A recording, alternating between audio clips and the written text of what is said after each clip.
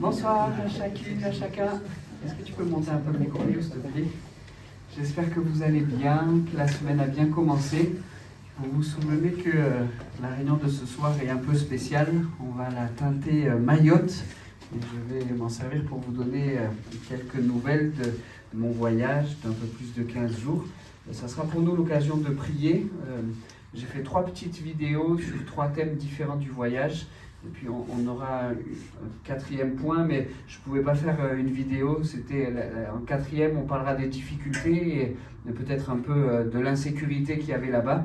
Alors vous pensez bien que quand on a vécu des moments d'insécurité, on n'a pas sorti les téléphones pour faire une vidéo. Donc j'ai pas de vidéo pour ça, mais je vous l'expliquerai de vive voix. Et ce dernier temps là sur les difficultés, je crois que ça nous permettra d'avoir un moment de louange et d'adoration, parce que s'il y a eu des difficultés, on a vraiment vu que la main de Dieu était sur nous. Et je vous disais un peu en teaser dimanche que je vous raconterai vraiment un miracle qu'on a vécu. Et c'est vraiment ça, je crois que vous serez d'accord avec moi quand je vous l'aurai raconté. Mais donc on garde ça pour la fin de la réunion. Mais avant ça, vous avez vu, il y a une carte de Mayotte, et puis on verra la première vidéo, on aura un moment de prière, la deuxième vidéo, un moment de prière, etc. Mais peut-être on peut se placer entre les mains du Seigneur pour commencer cette réunion, lui demander qu'il dirige toutes choses, qu'il puisse nous faire du bien au travers de ce qu'on va entendre, de ce qu'on va voir, et qu'il puisse nous utiliser pour qu'on soit des intercesseurs pour Mayotte et pour les gens qui y habitent. Ça vous va comme ça? Alors, je vous ai mis la carte de Mayotte. Vous la voyez s'afficher derrière moi. Mais peut-être que pour certains, la carte n'est pas suffisante. Peut-être que ça ne dit pas grand-chose. Est-ce que vous savez à peu près où c'est Mayotte ou pas du tout? Il y en a qui ne savent pas du tout? Alors, si vous ne savez pas du tout, on va essayer de se positionner là. Ici, on a Madagascar. Et ici, là, on a la pointe basse de l'Afrique. Donc l'Afrique est ici, Madagascar ici. Entre l'Afrique et Mayotte, il y a un autre archipel qui s'appelle les Comores. Et cette position géographique est très importante pour comprendre ce qui se passe à Mayotte. Parce qu'en fait, Mayotte est un département français, c'est la France. Quand on dit qu'on est à Mamoudzou, on a tendance à dire on est à la capitale. En fait, non, on n'est pas à la capitale. La capitale, c'est Paris. On est à la préfecture Mamoudzou. Mais un département français. Et parce que département français, ça fait beaucoup d'envie. Il y en a beaucoup qui aimeraient obtenir la nationalité française. Peut-être que vous avez entendu parler récemment, il y a eu un débat assez important par rapport au droit du sol. Jusqu'à il n'y a encore pas très longtemps, si un enfant naissait à Mayotte, de droit et de fait, il était français. La loi vient de passer, donc il faut encore que les décrets d'application soient validés, mais c'est bientôt plus vrai. Mais parce que plusieurs désirent avoir la nationalité française, les gens viennent d'un peu partout, des Comores principalement. Ils viennent sur l'île et ils sont là dans l'irrégularité la plus complète, la plus totale. Et ils sont donc dans une situation de détresse incroyable. On savait avant d'y aller qu'on trouverait des gens qui n'ont pas assez à manger, qui sont logés dans des situations catastrophiques. On savait déjà ça, mais quand on est arrivé sur place, c'était même au-delà de ce qu'on avait imaginé, au-delà de ce qu'on s'attendait à voir. Et si leur situation était dramatique avant que Chido ne passe, vous avez entendu parler de Chido, ce typhon qui a ravagé l'île, si leur situation était dramatique avant que Chido ne passe, vous imaginez à quel point la situation a été davantage augmentée, les difficultés ont été augmentées. On a trouvé des gens qui avaient même des difficultés, de réelles difficultés pour se nourrir, pour manger. Pour donner quelquefois le sourire à ma fille, je lui envoyais des vidéos avec des maquis. Ça ressemble à des singes, en fait c'est plutôt de la famille des lémuriens, mais c'est des singes qui sont très attachants, qui sont tout beaux, ils n'ont pas peur de l'homme, donc on peut faire des vidéos et je lui en ai envoyé souvent. Mais en fait, s'ils n'ont pas peur de l'homme et s'ils s'approchent autant de l'homme, c'est que Chido a enlevé tous les fruits de tous les arbres et les maquis qui étaient dans la forêt sont obligés maintenant de se rapprocher des villes, essayer de trouver un peu à manger dans quelques ordures, etc. Donc même les maquis nous montrent que la situation de l'île est délicate et compliquée. Il y a vraiment un manque de nourriture qui est criant. Les gens qui étaient illégaux sur l'île cueillaient quelques fruits à droite à gauche, ils les vendaient sur le bord de la route aux personnes qui passaient là et ils avaient un moyen de subsistance et quand la faim était vraiment là, ils pouvaient manger un peu de ces fruits, mais même ça ils ne l'ont plus. Chido a tout balayé et donc la situation sur l'île est vraiment compliquée. On a trouvé des gens qui étaient dans une grande détresse sur tous les plans. Alors on a essayé de leur offrir 3 choses. Je ne mets pas dans un ordre, je ne catégorise pas du plus important au moins important. Je vous les présente dans l'ordre où on va ce soir voir les vidéos. On leur a présenté des soins médicaux et infirmiers. On était un médecin et moi j'étais infirmier. Et donc on a fait des consultations. On pensait pouvoir faire un peu de consultation et puis un peu de distribution alimentaire et puis un peu d'évangélisation. Mais quand on a vu le besoin qu'il y avait de faire des consultations médicales, en fait, on a dû, le médecin et moi, passer quasiment tout notre temps, presque tout notre temps, à faire des consultations sur des consultations sur des consultations. Je vous propose de regarder la première vidéo qui présente ce travail et cette mission médicale. Et puis j'en dis quelques mots et puis on prend un moment pour prier derrière.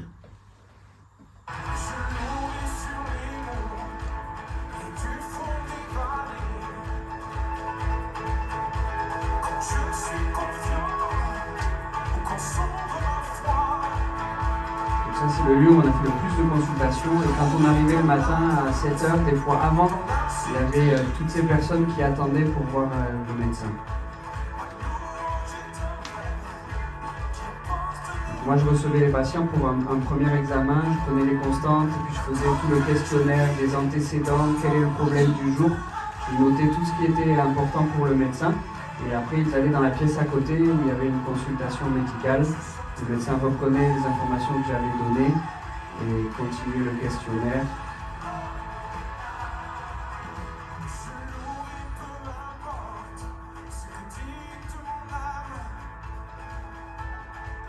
Les conditions n'étaient pas toujours géniales. Là, on allait au plus proche de la population. Donc là, on était dans un bidonville, dans un hangar, et on faisait les consultations dehors comme ça. Vous allez voir, moi, j'étais assis sur un gros rocher. Et les personnes venaient jusqu'à nous, ils avaient chacun une chaise. Et puis juste à droite, là où la porte est ouverte, le médecin à l'intérieur faisait le reste de la consultation. On avait amené un petit lit de camp. Le lit n'était pas à eux, hein, c'est nous qui l'avions amené. Ils n'ont vraiment pas grand-chose. On allait chaque jour acheter les médicaments qu'on avait prescrits la journée. On les préparait dans des petits sachets comme ça et les personnes venaient le lendemain pour récupérer leurs sachets. Là, j'ai pris une photo avec la tenue d'infirmier. Merci Mio, tout à l'heure on passera à la seconde vidéo. Mais donc on a fait énormément de consultations. Peut-être que le chiffre ne vous dira pas grand-chose, mais on n'imaginait pas en faire autant. On a fait 221 consultations médicales, en fait 221 infirmières et 221 médicales, puisque les personnes allaient faire les deux à chaque fois. Et en fait, on a compris combien c'était important de proposer ça à la population. Est-ce que tu peux remettre la carte, Mio? C'est facile pour toi ou pas? Parce qu'en fait, depuis Chido, il y a beaucoup d'organisations humanitaires qui se sont rendues à Mayotte et qui ont proposé des choses à la population. Et si tu peux l'agrandir, voilà. Mais ce qu'ils ont proposé, ce que les associations ont proposé, c'était concentré à Mamoudzou, la préfecture.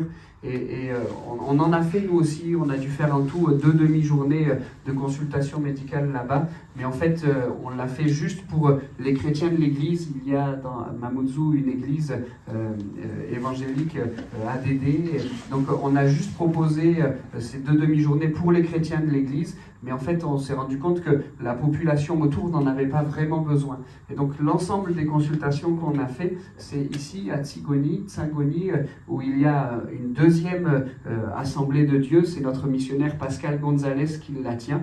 Et on a vu qu'ici, il y avait vraiment un grand besoin. En fait, cette zone-là, c'est la zone où le typhon a été le plus violent, où les dégâts ont été les plus grands. Et c'est une zone où les associations ne sont pas allées concentrées à Mamoudzou, ils ont distribué des repas, ils ont fait des consultations médicales, etc. Mais très peu sont allés dans cette zone-là. Et donc, quand nous, on a commencé à y aller, les gens sont venus en quantité folle. Chaque jour, on devait refuser du monde. Les gens attendaient toute la journée, espérant pouvoir avoir avoir une consultation, et puis à une certaine heure, il fallait qu'on mette un frein, qu'on dise stop, on ne peut pas vous voir aujourd'hui, revenez demain. Alors après, on s'est organisé et on a distribué des tickets jour 1, jour 2, jour 3, pour pas qu'ils fassent comme cela des heures et des heures d'attente. Mais on a vraiment remarqué que c'était un besoin de faire ces consultations médicales. Et on a questionné un peu les gens, mais il y a un hôpital à Mamoudzou, pourquoi vous n'allez pas à Mamoudzou? La réponse une, c'est qu'ils n'ont pas de moyens de locomotion pour le faire, et il y a quand même une distance, mais ils pourraient le faire en stop, ils pourraient se débrouiller, mais en fait, quand ils sont sur les routes, il y a le danger que la police les arrête. Je vous rappelle qu'ils sont illégaux, ils n'ont pas le droit d'être sur le territoire. Et donc s'ils prennent la route avec les enfants malades, avec tout ça, et qu'ils font du stop, etc., il y a un grand risque qu'ils se fassent arrêter. S'ils se font arrêter, c'est reconduite immédiate à la frontière. Et donc, eh bien, c'est optionnel de voir un médecin, c'est optionnel d'avoir une visite médicale comme ça, et on y va à l'hôpital, à la capitale, que si vraiment on ne peut pas faire autrement. Et vous allez voir avec l'exemple que je vais vous donner maintenant que si on ne peut pas faire autrement, c'est vraiment la dernière extrémité, parce que l'avant-dernier jour, je pense, où on faisait des consultations médicales à Tsingoni, là, il y a un petit de 1 mois qui arrive avec une déshydratation avancée à cause d'une diarrhée. Vous imaginez qu'on a vu des dizaines et des dizaines d'enfants souffrir de diarrhée. Ils boivent de l'eau qui est souillée, de l'eau qui n'est pas bonne, et ils sont malades. Là, c'était un petit de 1 mois qui arrive comme ça. Et comme je vous le disais, normalement, moi, je faisais la première partie de la consultation infirmière, et après, ils allaient voir le médecin. Mais ça faisait à peine 3 minutes que l'enfant était dans la salle dans laquelle je faisais la consultation, et j'ai compris que ça allait pas. J'ai compris que l'enfant avait un réel problème. Donc, j'ai arrêté le médecin qui, lui aussi, était en consultation. Je dis, il faut que tu viennes, viens voir l'enfant, je pense qu'il est vraiment pas bien. Et donc effectivement, le médecin l'a pris en charge, et il a dit à la maman, nous on peut rien faire, il faut faire une perfusion, il faut l'hydrater par perfusion rapidement, sinon le petit va partir. Et donc il faut que vous alliez à l'hôpital. Non, non, non, je ne vais pas à l'hôpital, la police va m'arrêter. Et donc il a vraiment fallu argumenter, essayer de la convaincre en disant, mais maman, si tu y vas pas maintenant, l'enfant va partir. Mais le risque était trop grand pour elle. Et puis finalement, on a dit, mais si on appelle les pompiers, si c'est les pompiers qui t'emmènent, tu ne seras pas arrêté sur la route, et puis on va prier pour que tu ne sois pas arrêté à l'hôpital. Et finalement, on avait déjà prié pour que Dieu pose sa main sur la santé du petit, mais finalement, à force d'arguments, elle accepte. Les pompiers arrivent à 15h, ils emmènent l'enfant, la maman, et ils l'amènent jusqu'à Mamoudzou, là, je vais dire la capitale, ça sera plus simple, là, jusqu'à Mamoudzou, et nous, on les perd de vue. Et puis, le soir, après qu'on a fini notre journée de travail, avec une partie de l'équipe, on ne voulait pas faire déplacer toute l'équipe, mais avec une partie de l'équipe, on s'est dit on va aller prendre des nouvelles. Et donc on est allé à l'hôpital voir cette maman et son petit. Nous, on les avait mis dans l'ambulance à 15h, on est arrivé à l'hôpital, c'était 19h30. L'enfant n'avait pas encore vu un seul médecin. Son état s'était encore dégradé, les yeux étaient révulsés, et on a demandé au personnel soignant, le petit, il faut faire quelque chose, etc. Mais le personnel était débordé. J'ai déjà visité plusieurs services d'urgence, mais là, il y en avait de partout, et je sais qu'ils sont organisés, je sais qu'ils font tout ce qu'ils peuvent, je sais qu'ils sont performants, etc. Mais là, le peu de temps qu'on a passé dans ce service des urgences, l'organisation, elle ne se voyait pas. On voyait des gens arriver de partout, des gens courir partout, etc. Et donc, ne pouvant pas faire plus, on a au moins dit à la maman, maman, est-ce que tu as faim? Oui, j'ai faim. Dans ces cas-là, ils nourrissent la personne qui a des soins, mais pas les accompagnants. Donc, on lui a dit, on va aller te chercher à manger. On est allé lui acheter, ça va faire envie à quelques-uns, là, un tacos. On a réussi à trouver un tacos à Mamoudzou, et on est allé lui acheter un tacos. D'ailleurs, il y a une personne qui, avant de partir, m'a donné un peu d'argent. Je ne dirai pas son nom, mais je peux dire la somme, m'a donné 40 € pour dire ça, c'est pour bénir Mayotte. Et donc, j'avais cet argent avec moi, je ne savais pas comment j'allais l'utiliser. Et puis, j'ai trouvé que c'était un bon moyen de l'utiliser, que d'offrir à manger à cette maman, d'offrir des boissons à cette maman, mais aussi dans la salle d'attente, là, on a vu une petite dizaine de personnes qui étaient là et qui n'avaient pas mangé depuis longtemps, qui n'avaient pas bu depuis longtemps. Donc, on a acheté plusieurs canettes de soda, etc. Et on est allé retourner au service des urgences pour distribuer tout ça. Donc, merci à la personne qui a donné cet argent. Je crois que tu as vraiment fait du bien à ces personnes qui étaient dans le service des urgences de Mamoudzou. Et donc, quand on y retourne avec ces éléments, la nourriture, etc., là, enfin, les médecins avaient pris en charge le petit. Ils étaient à 4 ou 5 dessus à essayer de le perfuser. Ils n'arrivaient pas à le perfuser. C'était mauvais signe. Et on a redoublé de prière. Seigneur, pose ta main sur cet enfant. Vous savez, quand on est vraiment à la fin, quand il y a une forte déshydratation, les veines, il n'y a presque plus de pression dans les veines. Et donc, c'est impossible de perfuser. Et donc ça pouvait être un signe, le fait qu'ils n'arrivent pas à le perfuser, ça pouvait être un signe que le petit était à l'extrémité, que le petit était à la fin. On a prié, on a intercédé, et puis on est rentré. Qu'est-ce qu'il fallait faire de plus? On est rentré à la maison. Et puis la mission s'est terminée, j'ai repris l'avion et on est rentré en France. Et puis le lendemain de mon arrivée en métropole, on a reçu des nouvelles. Le petit est sorti de l'hôpital, il est en bonne santé, la maman aussi. Et ils ont pu regagner Mtsingoni sans être embêtés par les douanes, par la police, etc. Donc merci Seigneur pour ça. Mais pour dire que ces consultations médicales, elles ont vraiment rencontré un réel besoin. Les personnes, non seulement, comme je le disais, ne veulent pas se déplacer à l'hôpital par crainte de se faire arrêter, mais en plus, cela a un coût. Pour nous, on a l'assurance maladie, mais eux, ils sont illégaux, etc. Et donc, ils doivent payer les soins, même quand ils vont à l'hôpital. Et donc, ce que nous, on proposait, c'était la consultation gratuite, mais les médicaments aussi gratuits. Et donc le médecin, chaque jour, pour chaque patient, prescrivait tout ce qui était nécessaire pour qu'ils aillent mieux. Le soir, on allait à la pharmacie. Le lendemain, on les distribuait aux personnes. Et donc c'était intégralement gratuit. Et donc les dons, une partie des dons, vous savez que l'Action missionnaire, l'AEP, et Aleph Ento ont récupéré la générosité des chrétiens de métropole pour bénir Mayotte. Et donc, une partie de cette somme-là a permis d'offrir les médicaments aux personnes qui en avaient le plus besoin. J'ai parlé de personnes qui étaient atteintes de diarrhée, mais on a vu aussi beaucoup d'autres choses. Des choses qui en France ne sont pas très graves. Une hernie ombilicale, peut-être que ça vous parle, le nombril qui ressort comme ça. On a vu de nombreux enfants avec ce problème-là. Alors, c'est un peu disgracieux, mais c'est pas tellement ça qui est grave. C'est que si l'intestin qui en fait ressort derrière le nombril, si l'intestin se bride, s'il se tord, ça fait une occlusion intestinale. Et c'est grave, c'est dangereux. Il faut à tout prix éviter l'occlusion intestinale. Et donc, on a vu de nombreux enfants avec cette hernie ombilicale, là, le nombril qui ressort. En France, on a une consultation avec un médecin pour ça. Il dit, mais c'est pas grave, il nous envoie vers tel chirurgien. Le chirurgien fait une opération, il met un petit filet derrière l'ombilic et il y a juste 2 petits trous et puis ça y est, c'est réglé. Mais là-bas, il n'y a pas la possibilité de faire ça. Alors, pour être tout à fait honnête, je dois dire que pour les enfants qui ont cette hernie ombilicale depuis toujours, c'est rare que l'intestin se vrille et que ça fasse une occlusion intestinale. Ça peut quand même arriver. Donc on a vu ça, on a beaucoup, vraiment beaucoup. On a vu des maladies de peau en grand nombre.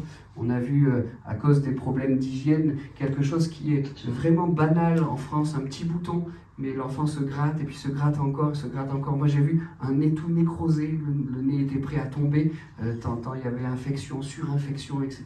Et donc on a vraiment trouvé une population en détresse.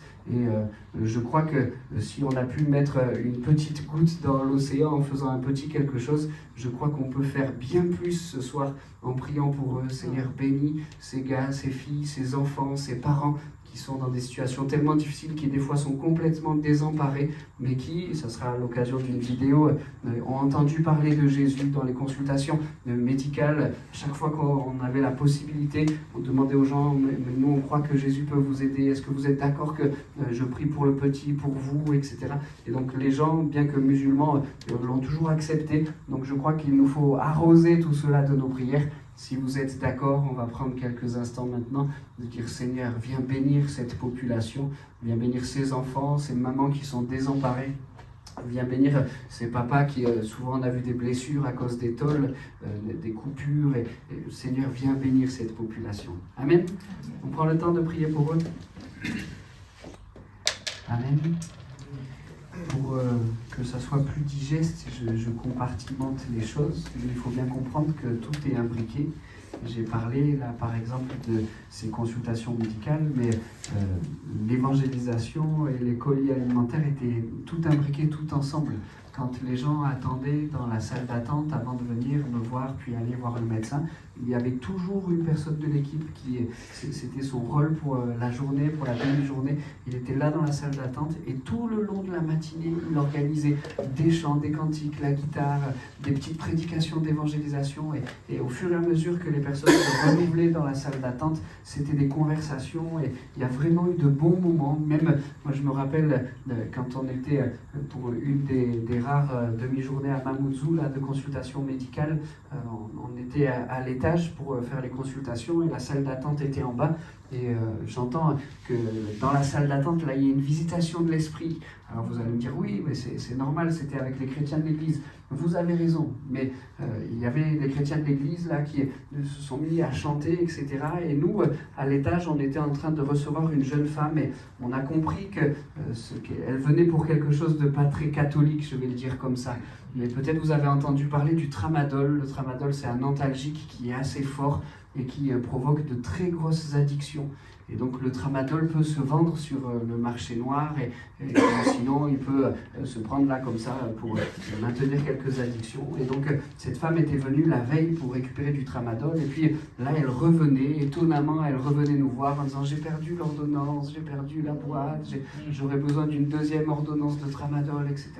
Et donc, elle me dit ça à moi sur la feuille, j'écris au médecin, je lui fais un petit symbole pour dire attention, non, je lui envoie un message, je lui envoie un texto en disant je ne sais pas ce que tu en penses, mais moi j'ai l'impression qu'elle veut récupérer le médicament, et le médecin dit ça, donc il ne prescrit pas le tramadol, etc. Et puis cette femme, elle descend et elle va dans la salle d'attente. Et alors qu'elle était très éloignée d'une église, elle rentre dans la salle d'attente et elle entend la visitation dont je parlais tout à l'heure, là, et puis elle se met à chanter. Elle connaissait tous les cantiques. Et donc, on va la voir en disant, mais qu'est-ce qui se passe?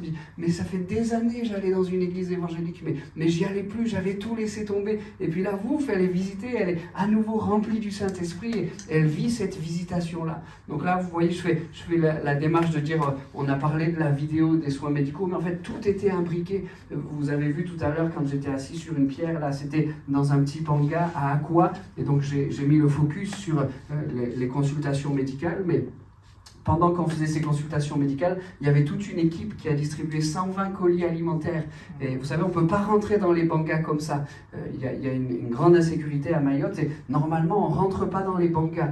Mais là, on pouvait rentrer parce qu'il y avait une personne qui était reconnue dans le banga comme nous accueillant, nous ouvrant sa maison et nous proposant des colis alimentaires et des soins médicaux. Et donc, il commençait à y avoir un peu de cohue, mais le frère était là, c'est lui qui nous accueillait et tout s'est bien passé. Et puis, on a fait toute cette journée, colis alimentaire, évangélisation, consultation médicale, et puis on est parti.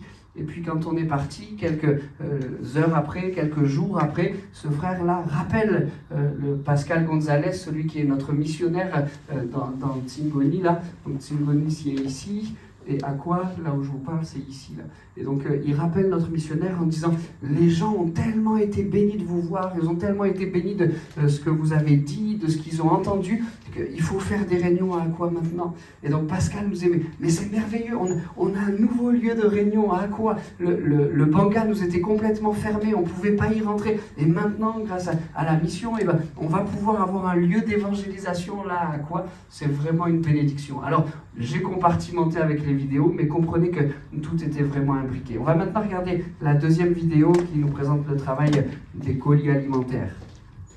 Et pour vous dire, pendant que Mio fait la manip, que à Aqua, là, quand ils ont distribué les 120 colis alimentaires, on avait une liste de certaines personnes, mais tout le manga a entendu qu'on distribuait, ils sont tous venus. Et à un moment, on a cru qu'on allait devoir arrêter la distribution alimentaire. Ça a commencé à partir un peu dans tous les sens. Et puis finalement, Dieu a posé sa main, ils se sont tous apaisés, ils se sont tous calmés, et ils sont tous repartis avec leurs colis. Merci, Mio.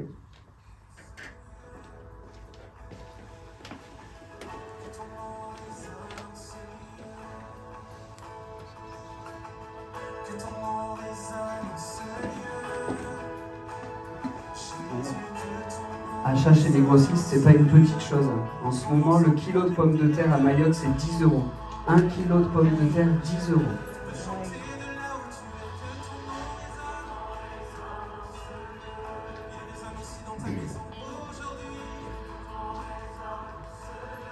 200 colis. On ne dirait pas comme ça, mais c'est une grosse organisation. Je vous l'avais marqué dans le message. C'est 2,5 tonnes de riz qu'on a véhiculé, chargé, déchargé, emmené à Aqua et ailleurs. Donc c'est vraiment une grosse logistique. Vous voyez qu'on transpire. De toute façon, à Mayotte, en cette période, même quand on fait rien, on transpire. Mais là, d'autant plus. Les dusters étaient pleins. Les colis, là, c'est justement, on allait à Aqua. Les 120 colis qu'on emmenait à Aqua.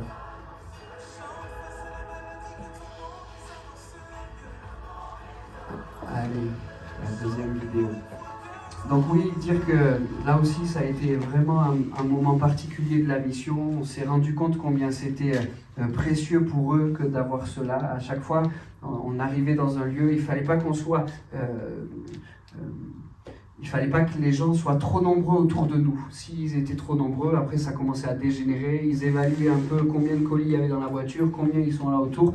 Et s'il y avait plus de personnes que de colis, eh ben, il faut se battre pour avoir son colis. Et donc, quand on est en mode survie, eh ben, même s'il faut se battre un peu pour avoir son colis, eh ben, on le fait et on y va. Donc, on faisait attention, on n'annonçait pas à l'avance dans quel endroit on est, combien de personnes on va donner, etc. Mais on essayait d'organiser ça au mieux. Et donc, à quoi je vous ai dit, il y a eu un petit moment de soulèvement et puis finalement c'est redescendu. Et puis dans la quatrième partie là, de cette réunion ce soir, je vous parlerai de ce camp de migrants. On voulait aller pendant 3 jours, pas forcément de suite, mais 3 jours dans la semaine, leur amener non pas un colis mais un repas, donc 3 repas pour la semaine. Mais je vous dirai tout à l'heure comment on n'a pas pu le faire, combien l'insécurité était trop grande. Mais pour vous dire que rien qu'un peu de riz, un peu d'huile, il y avait de la farine aussi, il y avait du savon, il y avait des serviettes hygiéniques pour les femmes, il y avait des petits pois, il y avait du thon en conserve, il y avait des haricots rouges en conserve, voilà, des colis vraiment bien fournis. Mais pour eux, c'était vraiment d'une valeur inestimable, même sans parler de la quantité des colis qu'on distribuait. Dans l'évangélisation, vous verrez la 3e vidéo, chaque fois qu'on a fait l'évangélisation avec les enfants, on leur a offert un goûter. Et le dernier jour où on l'a fait, on a dit on veut qu'ils puissent avoir des fruits à volonté. On met des fruits sur la table et ils peuvent en prendre autant qu'ils veulent. Donc on a acheté des pommes, on a acheté des bananes, on a mis ça. Mais vous auriez dû voir leurs yeux quand on leur tendait juste une pomme. Quelquefois, nos enfants, oh, une pomme, il n'y a pas plutôt du Nutella. Je suis un peu comme ça aussi. Hein. Mais là, rien qu'à leur présenter une pomme, c'était vraiment quelque chose pour eux. Ça représentait vraiment quelque chose pour eux. Donc, tout ce travail de colis alimentaires, peut-être que, moi le premier, hein, quand je dis 200 colis alimentaires, c'est une goutte d'eau dans l'océan. Mais en fait, 200 colis alimentaires, c'est 8 000 euros. 8 000 euros qui ont été dépensés pour nourrir ces 200 familles-là pendant plusieurs semaines. Ça a vraiment été une bénédiction et une grâce. Donc merci pour ce que vous avez fait. Et je crois qu'on peut encore prier pour eux en disant, Seigneur, nous lisons avec beaucoup de joie régulièrement que tu as multiplié l'huile dans la fiole de la veuve, oui, et que tu es capable aussi de multiplier la farine, etc. Pour nous, ça réjouit nos cœurs quand on lit de telles choses. Mais on se rend compte que pour eux, là-bas, c'est peut-être certainement une de leurs prières. Seigneur, multiplie cette huile, multiplie cette farine. Et encore une fois, à chaque fois que des colis alimentaires ont été distribués, l'évangile a été annoncé. Ce n'était pas simplement, allez, prenez votre colis et ciao, à la prochaine. À chaque fois, il y a eu un moment avec eux, on réunissait les gens autour des colis et on leur expliquait. Il y avait des prédicateurs qui étaient désignés pour chaque fois, des toutes petites prédications d'évangélisation, mais des prédicateurs qui étaient désignés en disant allez vas-y c'est toi. Et donc le message principal c'est pas simplement Action Missionnaire ou Aleph Ento qui distribue ces colis alimentaires, mais c'est Jésus qui le permet, c'est les chrétiens de métropole qui ont été touchés et qui ont donné de l'argent pour que vous puissiez avoir ces colis alimentaires. Et donc le message de la croix a été annoncé. Donc vraiment il y a eu de belles choses. Le message de l'évangile a résonné bien haut et bien fort. Donc prions pour eux afin que celui qui est le pain de vie puisse les nourrir spirituellement, mais qu'il puisse aussi pourvoir pour leur subsistance matérielle du quotidien. On prend quelques instants pour prier pour eux. Je pense aussi à ce témoignage, alors c'est pas en lien direct, mais je vous le raconte quand même parce que je trouve que c'est beau. dans nos consultations médicales, on avait besoin de traduction. Quand on était à Mamoudzou, les gens parlent français, il n'y a pas de souci, mais quand on était à Tsingoni, 90% ne parlent pas français. Même dans le questionnaire que je devais faire avec eux, je devais prendre leur état civil, m'épeler leur nom et leur prénom, c'était pas possible, me donner leur date de naissance, ils ne la connaissaient pas. Même quelquefois, je me rappelle de cet homme-là, je dis, est-ce que vous connaissez votre âge? Il dit, oh, je ne sais pas vraiment, mais je dois avoir autour de 50 ans. Et il avait un carnet avec sa date de naissance inscrite, et je lui dis, est-ce que c'est ça votre date de naissance? Oui, c'est ça. Je dis, vous êtes sûr de l'année? C'est bien ça votre année de naissance? Oui, c'est ça. Je dis, mais monsieur, vous n'avez pas 50 ans, vous avez 79 ans. Voilà, c'est pas important.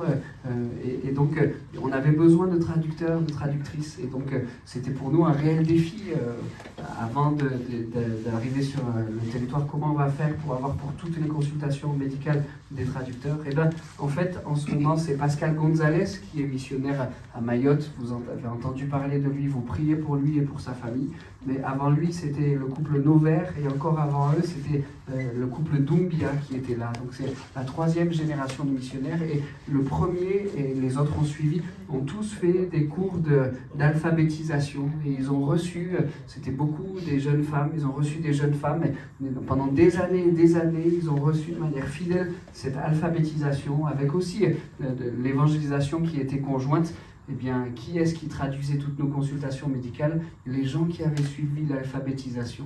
Et donc, le travail des missionnaires précédents a été nécessaire à porter du fruit. Ces gens sont encore là, ils sont autour de l'Église, ils gravitent autour de l'Église, même s'ils sont encore musulmans, même s'ils peuvent être embêtés parce qu'ils vont à l'Église et parce qu'ils ont aidé les chrétiens à faire les soins médicaux. Et ben, c'est pas grave, on prend sur nous. Ils étaient là tous les jours, ils venaient juste pour traduire la journée complète avec nous. Et c'était vraiment une grande bénédiction. Prions pour eux, c'est beaucoup de femmes, prions pour elles, que Dieu puisse vraiment continuer le travail qu'il a entamé dans leur cœur et qu'elles puissent se donner à Christ. On peut mettre l'autre vidéo.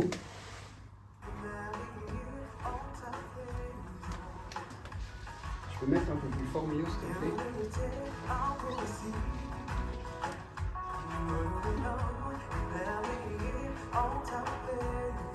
L'évangélisation, c'est beaucoup fait autour des enfants,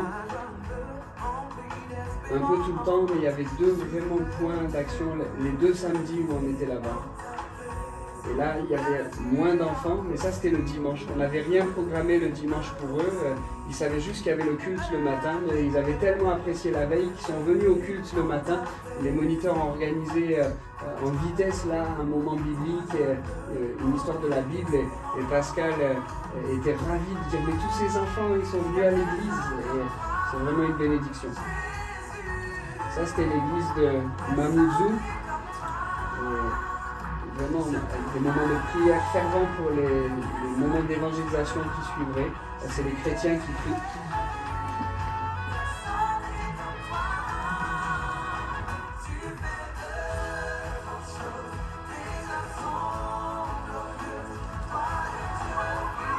Un des samedis, il a plu, en fait il pleut très souvent, mais ça ne dure pas longtemps. Mais ils sont habitués à ça et ça fait bouger personne quand il pleut. Hein. Ils continuent à jouer sous la pluie.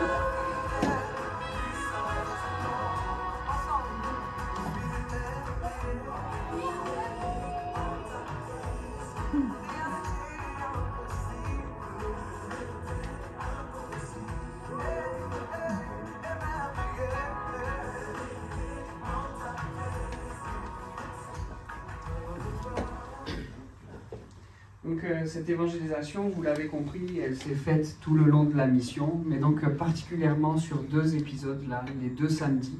Et il fallait qu'on marche un peu sur des œufs, notamment le premier samedi, parce qu'on avait invité les enfants et les mamans. En fait, on était allé une première fois, moi je n'y étais pas, je faisais des consultations, mais une partie de l'équipe était allée une première fois dans le Banga pour réfléchir comment est-ce qu'on allait organiser l'évangélisation. Et on y était allé encore une fois avec quelqu'un qui connaissait, quelqu'un qui est chrétien, qui a de l'autorité dans le Banga, etc. Mais on a vu que c'était limite au niveau de la sécurité et on s'est dit on ne peut pas retourner dans le Banga et faire de l'évangélisation comme ça, il faut qu'on trouve une stratégie. Et donc la stratégie qui a été mise en place, c'est de dire on invite les enfants et les mamans. Et venez, on va faire une journée pour les enfants, pour les mamans. Alors on avait préparé du thé, la tisane pour les mamans, ça n'a pas plu, ils n'en ont pas pris. Mais on avait préparé beaucoup de choses pour les enfants. Vous avez vu des ballons, des activités, des jeux, des messages d'évangélisation, des goûters, etc. Et pendant toute la journée du samedi, le premier samedi, là, on a passé toute la journée avec eux, avec vraiment des temps particuliers. Moi, j'ai prêché pour...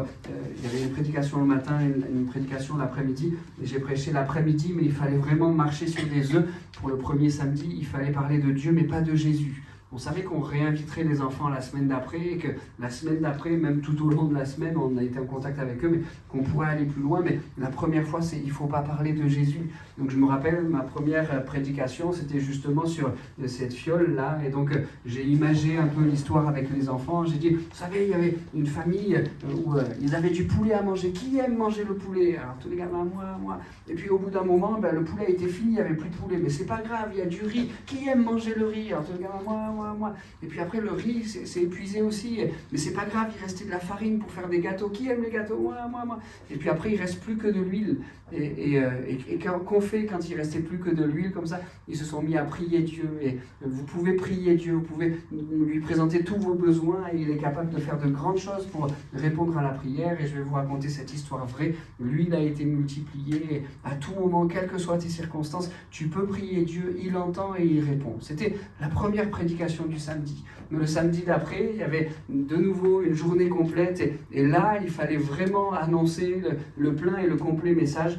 Et j'ai eu l'occasion de faire la deuxième prédication aussi, celle de l'après-midi. Et mon message, c'est Issa est fort. Issa, c'est Jésus. Issa est fort. Issa est mort. Issa est ressuscité. Donc vraiment tout le message de l'évangile a été annoncé.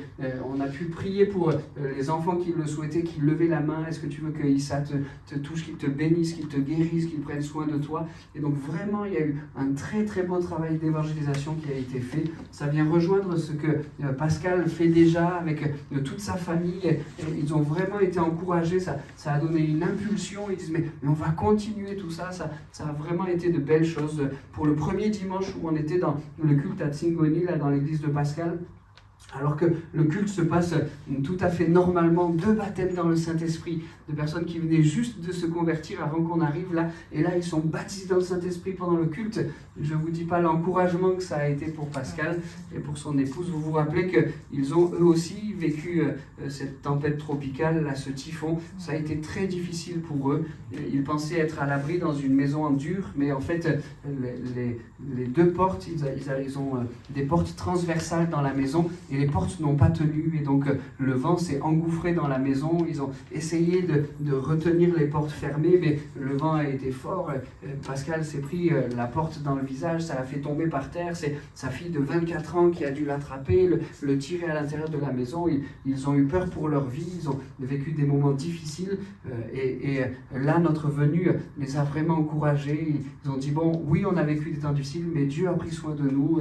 Il n'y a eu que quelques dégâts matériels, mais on va bien et on va continuer à servir Dieu, à évangéliser, à travailler pour le Seigneur. Alors je crois qu'il nous faut vraiment prier pour eux, prier pour celles et ceux qui ont entendu le message de l'évangile tout au long de ces 15 jours, mais prier pour que le travail continue et que Dieu se serve encore et encore de nos missionnaires qui prennent soin d'eux et qui les utilisent pour sa gloire. On prend quelques moments pour prier. Gloire à Dieu. Je vous parle maintenant des difficultés, et on en a rencontré 3. La première, c'est qu'on a trouvé des gens traumatisés par le cyclone. Et le mot n'est pas trop faible. On a vraiment rencontré des gens qui étaient traumatisés par ce qu'ils avaient à vivre. Pourtant, ils sont habitués à Mayotte, l'île de la Réunion à côté. On a discuté aussi avec quelques Guadeloupéens. Ils sont habitués aux tempêtes tropicales comme ça. Je ne fais toujours pas la différence entre typhon, cyclone, etc. Je ne sais pas, mais trouvez le bon mot. Ils sont habitués à ça, mais là, c'était vraiment fort. Certains disent que les vents ont dépassé les 300 km/h Donc vraiment, ça a été quelque chose d'éprouvant et on a vu des gens traumatisés. Avec pudeur, je parlais de ce qu'ont vécu les González, là. J'expliquais la fille qui a récupéré son papa, mais il y a même des gens qui ont vécu pire que ça. Il y a un homme et sa femme qui étaient à Mayotte, les enfants sont en métropole et quand le cyclone est passé, ils se sont dit mais ça y est, on meurt, le cyclone nous emmène. Et donc ils ont fait une vidéo où ils ont dit adieu à leurs enfants. C'est sûr, on va mourir, on va partir, mais on est avec le Seigneur. Et ils ont envoyé la vidéo.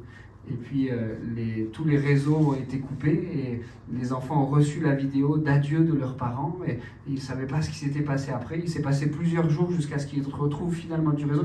Ah ben finalement on n'est pas mort. Mais pour expliquer ce qui s'est passé, ils se sont réfugiés dans les WC de leur logement. C'était une petite pièce avec des murs porteurs de chaque côté et c'était le seul endroit où ils étaient protégés. Et là pendant des heures et des heures, des fracas tout autour d'eux, un vent indescriptible, tout était détruit autour d'eux. Et quand ils sont sortis, il n'y avait que les WC qui avaient tenu. Tout autour d'eux était dévasté. Le toit de toute l'habitation était parti. L'eau était rentrée de partout. Il y avait des quantités d'eau folles. Et l'eau était partie. Ils décrivent vraiment quelque chose de traumatisant. Une autre famille qui travaille dans une école chrétienne, le typhon passe, pareil, le toit de la maison est emporté, envolé. Il y a des gravats qui tombent, les pignons des murs tombent, il y a des gravats qui tombent. Ils crient à Dieu en disant mais c'est sûr, les gravats vont tomber sur nous. Et la famille de 5 avec un petit, je ne sais pas, il a peut-être 1 an et demi, et on réunit tout le monde et on essaye de se mettre à l'abri contre les murs qu'on imagine les plus porteurs. Et puis le typhon passe et ils ont trouvé, pour éviter les gravats, un matelas, et donc ils mettent le matelas sur leur tête et les 5 membres de la famille là sont sous leur matelas, et le père et la mère avec les mains qui dépassent et qui tiennent le matelas, mais le vent veut l'enlever. Et donc il crie à Dieu, Dieu, il faut que tu nous aides, on ne va pas réussir à tenir le matelas. Et là, il y a un morceau de poutre métallique qui tombe sur le matelas, qui fait mal à personne. On n'a pas eu mal, mais c'était simplement ce morceau de poutre métallique qui a été suffisant pour qu'on puisse relâcher un peu notre étreinte. Nos muscles étaient tétanisés, c'était plus nous qui tenions le matelas, mais c'était la poutre métallique qui le faisait. Et puis le typhon passe, et ils enlèvent la poutre, ils enlèvent le matelas. Tout est détruit autour d'eux, mais eux n'ont pas eu une égratignure. Et donc on a vu des gens vraiment traumatisés par ça. Les gens n'en parlent pas. Si on n'en parle pas, ils n'en parlent pas. Mais si vous mettez une toute petite pièce dans la machine, et ça y est, et ils parlent. Ils ont vraiment vécu un traumatisme et ils ont vraiment besoin que le Seigneur prenne soin d'eux et qu'il puisse venir poser sa consolation, sa paix. Et Dieu a vraiment protégé dans les chrétiens des 2 églises. Il n'y a pas eu de blessés, il n'y a pas eu de morts dans les chrétiens des 2 églises. C'est vraiment une grâce, vraiment une grâce.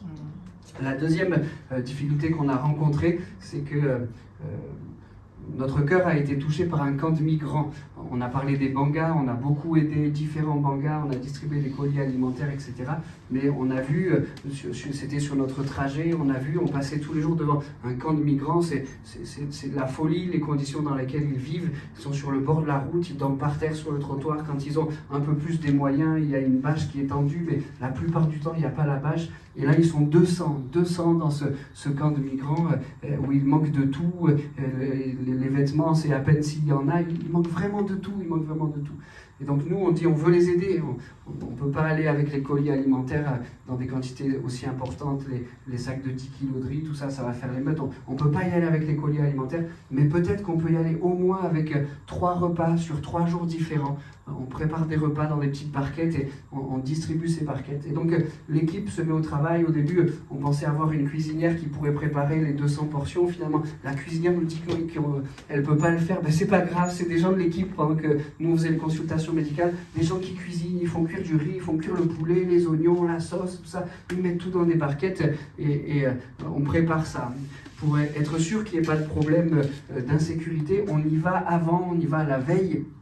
Sans rien, là on n'a rien à distribuer, donc quand on n'a rien à distribuer c'est safe, c'est sécuritaire, et donc on y va et on va leur expliquer, on dit on va venir avec de la nourriture, il y en aura pour tout le monde, n'ayez pas peur, c'est même vous qui allez nous dire combien vous êtes, Et donc, il y avait plusieurs communautés qui étaient représentées. Et nous, on leur dit, on a besoin d'un leader de chaque communauté. Les Somaliens, c'est qui le leader des Somaliens? Et donc, un homme se lève, c'est moi le leader des Somaliens. Ok, on va prendre ton numéro de téléphone et tu nous dis, nous, les Somaliens, on est tant de personnes. Et ne t'inquiète pas, il y aura une portion pour chacun de tes gars, chacun de tes filles, chacun de tes enfants. Ok, on fait ça. Et donc, les Somaliens, les Togolais, tout ça. Et on avait un leader par chaque groupe là de ce camp. Et donc, on leur dit, on va venir demain et en fonction des chiffres que vous nous aurez envoyés, on vient avec les repas. On leur a dit, nous, on veut que ça soit sécuritaire. Nous, on ne veut pas qu'il y ait d'embrouille, on ne vient pas se faire taper dessus, donc on veut que ça soit sécuritaire. Et on ne met pas un seul pied sur votre camp tant qu'on n'a pas reçu une photo de chacun des leaders, où vous nous montrez, avec photo à l'appui, que vous avez fait asseoir tous vos gars, toutes les épouses, tous les enfants, ils sont assis en rangée là. Nous, on veut être sûr que tout est calme. Et donc, ils ont joué le jeu, ils étaient tous assis en rang, on a reçu les photos sur le téléphone. On a dit, bon, Seigneur, garde-nous, mais on va y aller. On fait ce pas de foi. Et donc on y est allé, 200 personnes, ils étaient finalement pas assis, ils étaient debout, mais 200 personnes alignées par rangée, etc. On gare les voitures, on met les voitures de telle sorte pour qu'on puisse partir rapidement s'il y avait un problème. Et donc on commence à leur expliquer, il y en a qui élèvent un peu la voix, mais on appelle les leaders sont là, ils calment leurs gars, et tout ça. Ils disent, bon, maintenant on va distribuer, mais au moindre dérapage, nous on s'en va et vous savez pas. Il faut vraiment que ça se passe bien. Et donc on commence à distribuer, et je pense que c'est difficile à évaluer, mais je pense qu'on distribue à peu près 2/3 de ce qu'on a prévu. Et puis ça dégénère, il y a des gens qui commencent à arriver avec les barres de fer, et ils commencent à venir, à taper dans les colis, on voit les barquettes qui volent dans les airs et tout ça. On est monté dans les voitures, on est parti, on comptait le faire sur 3 jours, on n'a même pas pu le faire pour 1. Et donc ça, une difficulté. Ça a été aussi une amertume dans notre cœur en disant mince, parce qu'il y a 2-3 énergumènes, alors on les juge pas, ils avaient peur qu'il n'y ait pas assez, et ils ont faim, ils sont tenus par la faim, et c'est compliqué, etc. Mais parce qu'il y a 2-3 énergumènes qui ont pris peur et qui ont voulu récupérer plus de repas que ce qui était prévu, et ben c'est l'ensemble du camp qui a été privé de ça. Après ce premier truc, on prie Dieu, on dit Dieu, qu'est-ce qu'on fait? Tu nous as gardés, merci Seigneur. Est-ce qu'on y retourne ou est-ce qu'on n'y retourne pas? On cherche ta volonté, c'est toi qui décides, c'est toi qui vois. On veut pas faire les têtes brûlées, mais si vraiment tu veux qu'on y retourne, montre-nous, etc. Le lendemain, le camp a été évacué par la police, les gens n'étaient plus là. On a dit, bon Seigneur, on a compris, prends soin d'eux, nous on n'a pas réussi à le faire, mais toi tu sais le faire, et tu sais mieux le faire que nous, alors prends soin d'eux. Ça, c'était la deuxième difficulté. La troisième difficulté, c'est que les gens manquent de tout et que la nuit tombée, l'île n'est pas sûre. L'île est dans l'insécurité. Et donc, si on ne nous a pas dit 1 million de fois, faites attention, après 18 heures, il ne faut plus que vous soyez sur les routes. À 18 heures, quand la nuit est là, il faut que vous soyez dans le gîte. Si on ne nous l'a pas dit 10 000 fois, on ne nous l'a pas dit une seule fois. Et donc, on faisait notre maximum pour, à 18 heures, être dans le gîte. Mais c'est facile à dire, c'est pas facile à faire. Par exemple, on est dans les consultations médicales et vers 16h30, on dit on arrête, on fait plus de visites parce qu'il faut qu'on prenne la route et qu'à 18h, on soit en sécurité. Et donc à 16h30, il y a une maman qui arrive avec son petit de 3 mois qui a de la diarrhée, on regarde, il commence à être déshydraté. Qu'est-ce qu'on fait? On le prend pas? Allez, on le prend. Et puis allez, on prend ça aussi. Et donc c'est difficile de tenir le timing et il y a bien des fois où on était sur la route après 18h. Ce jour-là, on avait même vraiment manqué de sagesse parce que normalement, tous les soirs, il y avait un repas qui nous attendait au gîte. Mais ce soir-là, il n'y était pas. Et donc, quand on prend les voitures et qu'on monte sur les voitures, on savait qu'on n'a pas le repas qui nous attend sur le gîte. Et puis sur la route, il y a une petite sirène qui nous dit « Tu as faim ?» Et puis il y avait des burgers. Et on s'arrête à acheter des burgers. On manque de sagesse. On s'arrête à acheter des burgers et on est sur la route, c'est 20h30. Vraiment pas à faire, 20h30. Seigneur, garde-nous, on rentre au gîte. On a eu une journée éreintante, c'était une journée de consultation médicale, de distribution alimentaire, d'évangélisation. On a une journée éreintante, Seigneur, garde-nous sur la route, il faut qu'on arrive en sécurité au gîte. Et puis, ce qui devait arriver arriva, on tombe sur un barrage. Pas le barrage de la police, mais c'est des gens qui mettent des choses sur la route pour arrêter les voitures. Et quand les voitures s'arrêtent, ils sortent de nulle part avec les machettes, ils cassent la vitre et il détrousse les gens qui sont à l'intérieur. On récupère les portefeuilles, on récupère l'argent, on récupère les téléphones. Et s'ils sont bien lunés, ils s'en vont. S'ils ne sont pas bien lunés ou s'ils sont drogués, ils font un peu plus. Et donc on se casse le nez, on est 3 voitures et on se casse le nez sur ce barrage-là. Moi, c'est la 3e voiture et je vois la première qui s'arrête, la 2e qui s'arrête. Moi, je m'arrête, je commence à faire une marche arrière pour que les autres puissent reculer aussi, mais je vois qu'ils ne reculent pas. Je dis, je ne veux pas faire mon demi-tour tout seul, sinon je les abandonne. Donc, je suis un peu éloigné et je vois le gars qui commence à arriver à la première vitre avec la machette. Ah, Seigneur, on est dans le barrage là et on va se faire au mieux détrousser. Et alors qu'on serre les dents en disant « Aïe, la vitre va éclater », je vous promets que je ne romance pas, ça s'est vraiment passé comme ça, je vous promets. Au moment où on dit « Ça y est, la vitre va éclater », une sirène qui retentit. Le gars pense que c'est la police, on pense que c'est la police, tout le monde pense que c'est la police. Et le gars, au lieu de casser la vitre, il va jusqu'au barrage, il donne un grand coup de pied dans tout le monticule qu'il avait mis là, il libère la route et il s'en va en courant. Et nous, on démarre, le véhicule arrive, c'était en fait pas du tout la police, c'était le SAMU, mais c'était le SAMU que Dieu avait envoyé pour faire peur à ces gars. Et on n'a eu aucun dommage, rien du tout. On a repris la route, on est allé au gîte, et je promets que dans les voitures, on louait Dieu. Tu nous as protégés. C'était à la seconde près, Dieu a envoyé l'ambulance à la seconde près pour nous protéger. Et je crois vraiment que c'est un miracle et je crois vraiment qu'ensemble on peut le remercier. Dieu prend soin de nous. On y allait, on a tout fait pour être sage. C'est vrai que là, les burgers, c'était un manque de sagesse. Mais on a tout fait pour être sage et le Seigneur l'a vu, le Seigneur était là et le Seigneur nous a protégés. Que ça ne mette pas d'inquiétude dans vos cœurs. Nous, on ne s'est pas retrouvés avec de l'inquiétude, mais au contraire en disant « Mais Seigneur, en fait, il ne peut rien nous arriver. Tu es là, tu es tout puissant, tu nous protèges, tu nous gardes. » Alors pas, il pourrait nous arriver et on va faire les casse-coups, les 400 coups, tout ça. On s'est dit ça avec beaucoup d'humilité, mais Seigneur, tu es tellement grand, tu protèges tes enfants. C'était quoi la probabilité pour que l'ambulance arrive pile à ce moment-là et si on était en train, on était en plein dans tout ce qu'on faisait, là, l'évangélisation et tout ça, et l'ennemi dit, mais c'est pas bon toute cette évangélisation, on va les arrêter. Allez, toi et toi, vous faites le barrage ici, et puis vous allez leur faire la peur de leur vie, on va les arrêter, l'évangile ne va plus être annoncé dans Mayotte, en tout cas plus par eux. Et voilà, Satan a son plan. Et puis Dieu dit, bon, Satan, t'as ton plan ? Allez, j'envoie une ambulance. Et il n'a pas fallu plus que ça. Le Seigneur est grand, le Seigneur est bon, il nous a protégés. Merci pour vos prières.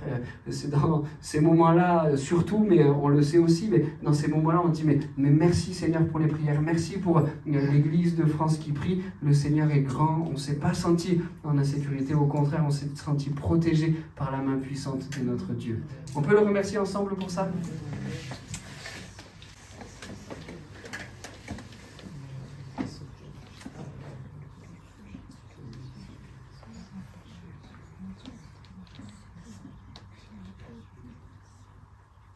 Seigneur, nous te rendons grâce pour tous ces témoignages. Merci pour ce que tu as pu faire, Seigneur, au travers des missionnaires.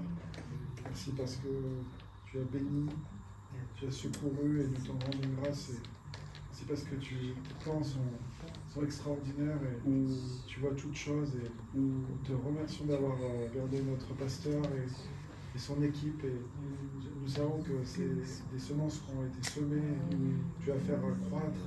Merci pour le pasteur le missionnaire sur place, Gonzalez, et tu bénis aussi chacun des chrétiens qui ont été encouragés. Merci parce que, Seigneur, tu veux encore toucher et bénir, et que tu puisses aussi bénir l'orphelin, la veuve, l'étranger, Seigneur, dans ces camps de migrants qui sont dans des conditions terribles. Seigneur, tu veux aussi que l'évangile pénètre, Seigneur, que tu touches même le cœur le plus dur, le plus éloigné de toi, Seigneur. Nous croyons et nous confessons que tu es encore le Dieu des miracles et tu fais de nombreux miracles encore, Seigneur, pour ce peuple de Mayotte.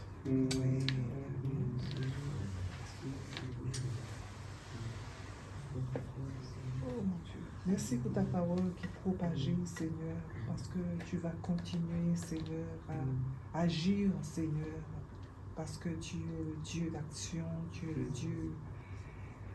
le Dieu présent aussi, c'est vrai, dans tout l'univers, dans tout l'univers. sur toute la surface de la terre, mon Dieu. Il n'y a pas un endroit où tu peux te trouver, Seigneur. Et tu assistes et tu étais à Mayotte, Seigneur. Tu as permis que ta parole, c'est vrai, puisse être annoncée, mon Dieu, en toute simplicité. Mais nous croyons que tu as pu trouver le chemin des cœurs de ces enfants, de tous ceux qui ont pu entendre, Seigneur, mon Dieu, parce que ta parole dit que comment entendront-ils parler s'il n'y a personne qui se lève, qui annonce l'évangile. Et nous croyons vraiment que tu as rempli la bouche de tes enfants, Seigneur. Tu l'as permis. C'est toi qui as tout fait d'une manière parfaite, d'une manière... Tu as conduit, Seigneur, mon Dieu.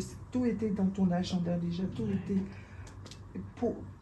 prévu, Seigneur, mon Dieu. Merci d'avoir pourvu pour ces âmes, Seigneur. Nous croyons que tu vas faire lever des serviteurs, des servantes, des vocations dans le cœur même de ces enfants. Nous entendrons parler, Seigneur, mon Dieu, de tes merveilles, Seigneur. Merci aussi pour avoir gardé le couple missionnaire là-bas et cette joie que tu as mis dans son cœur de pouvoir assister aussi à ces baptêmes du Saint-Esprit, à ces miracles, Seigneur, ce réveil, Seigneur, qui se fait dans les cœurs. Oh Dieu, tu es bon, Seigneur. Et encore, nous te portons toute notre reconnaissance aussi, parce que c'est un encouragement aussi, Seigneur, mon Dieu, de voir combien tu as agi, tu as protégé tes serviteurs, Seigneur. Tu étais là, Seigneur. Tu savais d'avance ce qui allait se passer. Et c'est peut-être un peu, ça peut faire sourire un peu, mais c'est vrai, c'est ton humour, Seigneur. C'est ce que tu es capable de faire, Seigneur. Et tu nous dis c'est pour nous faire comprendre que nous n'avons rien à craindre, Seigneur, mon Dieu, parce que quand nous te prions, quand l'Église prie, Seigneur, mon Dieu, des grandes choses se font, Seigneur. Oh, que tu es merveilleux, Père. La gloire t'en revient encore ce soir. Amen.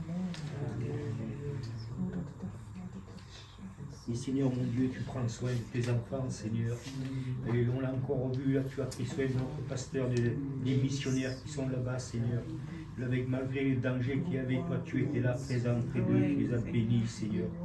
Et même si l'ennemi était là, Seigneur, tu as été plus fort que l'ennemi, Seigneur, parce que tu es là, Seigneur, présent auprès de nous, Seigneur. Tu bénis ton pasteur, tu bénis ton serviteur, tu bénis chacun d'entre nous, tu as béni ces missionnaires qui sont là-bas. Malgré le danger, ils sont là, Seigneur. Et toi, tu es là, présent près d'eux, Seigneur. Ils ont toute confiance en toi, Seigneur, parce que tu es un Dieu d'amour et de miséricorde. Tu prends soin, Seigneur. Oui, Seigneur, merci pour ces baptêmes de Saint-Esprit, Seigneur. Merci pour ces personnes qui se sont tournées vers toi, Seigneur. Oui, Seigneur, merci pour ces personnes qui ont confiance en toi, Seigneur, qui mettent tout d'entre tes mains, Seigneur. Parce qu'ils n'ont plus rien, Seigneur. Ils ont confiance en toi que tu vas les rétablir, que tu vas les aider à se remonter, Seigneur. Merci, Seigneur, parce que nous savons que tu es un Dieu d'amour, de miséricorde, et tu vas les remonter, tu vas faire tout ce qu'il faut, Seigneur, pour qu'ils puissent repartir de bon pied, bon oeil, c'est comme on dit, Seigneur. Oui, Seigneur, merci de bénir ces piles, Seigneur. Merci de les bénir, Seigneur. Amen. Amen. Je termine en disant juste deux choses. Priez pour les missionnaires qui sont là-bas. Donc on a beaucoup parlé de Pascal, Cathy et leurs deux enfants. Vous priez pour eux, ils sont à Tsingoni et Dieu les utilise pour faire un beau travail. J'ai un peu parlé du pasteur de Mamoudzou, il est missionnaire également, mais lui, il est un missionnaire envoyé de l'île de la Réunion, de l'autre côté de Madagascar. Et il fait aussi un excellent travail avec son épouse Emma. Les deux, les Gonzalez et là, Jonathan et Emma Danville, les deux sont arrivés en septembre. Ils sont arrivés sur l'île en septembre, ils ont commencé leur mission en septembre. En décembre, il y a le cyclone et en février, il y a une équipe de fous qui arrive. Donc ils vivent des moments vraiment difficiles, mais Dieu les utilise et que Dieu puisse les bénir. Et puis, vous dire aussi, et je termine avec cette petite note d'humour, c'est que l'aéroport est sur cette petite île-là. Donc on atterrit sur cette petite île et après il y a une barge, un bateau, on peut monter avec les voitures, qui nous emmène jusqu'à Mamoudzou. Vous dire, juste pour le trajet aller, il m'a fallu 3 voitures, 2 trains, 2 métros, 2 navettes, 2 avions et une barge pour arriver à destination. Je suis parti le dimanche, En début d'après-midi, je suis arrivé le mardi matin à 10h avec une escale de 11h40 au Kenya, à Nairobi. Donc c'est vraiment une épopée pour aller jusque là-bas. Il y a des hommes et des femmes qui ont à cœur de le faire. Prions pour les Gonzalez, prions pour les Danville, que Dieu les bénisse et qu'il les utilise pour sa gloire. Amen. Merci pour votre présence à chacun, pour vos prières. Que Dieu vous bénisse.